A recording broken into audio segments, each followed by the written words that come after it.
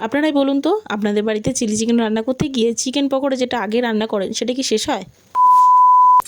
Hello everyone, আশা করছি আপনারা কেমন আছেন। আমার নতুন একটা ভিডিওতে আপনাদেরকে জানাই সকলকে স্বাগত।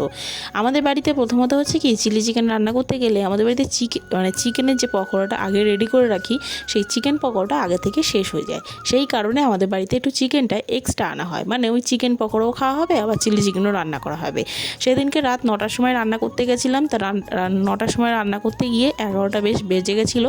তা ওই যেহেতু আমাদের চিলি চিকেন বলুন, চিকেন কষা বলুন, যাই রান্না হোক না কেন, সেই তার সাথে লুচি পরোটা নাহলে রুটি এটা তো হবেই।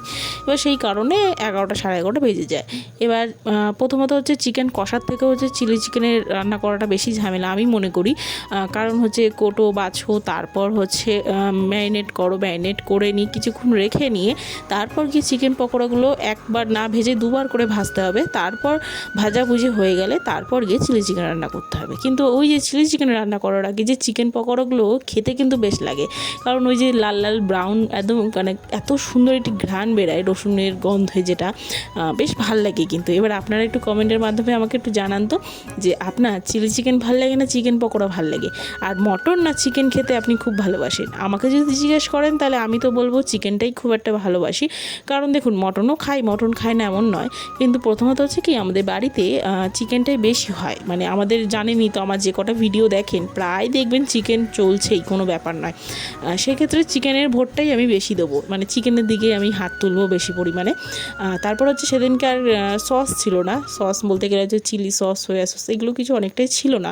ওই টমেটো সস ছিল, ওই দিয়ে করে দিয়েছিলাম, যেহেতু সবাই খেতে চেয়েছিল ওর জন্য। আর আমি জানেন তো চিলি চিকেন রান্না করতে পারতাম না, আমার হাজব্যান্ডই রান্না করতো। তারপর থেকে আস্তে আস্তে আমি এখন শিখে গেছি, টুকটাক করে আমি চিলি চিকেন রান্নাই করে ফেলি।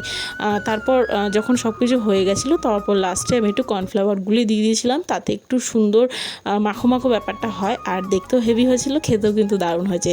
তোমাদের ভিডিও যদি ভালো লেগে থাকে অবশ্যই করে চ্যানেলটিকে সাবস্ক্রাইব করে দিও, লাইক কমেন্ট শেয়ার করে দিও, তাতে তোমাদের ভালোবাসায় আরও নতুন নতুন ভিডিও শেয়ার করবো আশা করছি। এখন যা যা গ্যালারিতে পড়ে আছে এখন থেকে এডিট করব চিন্তা করে।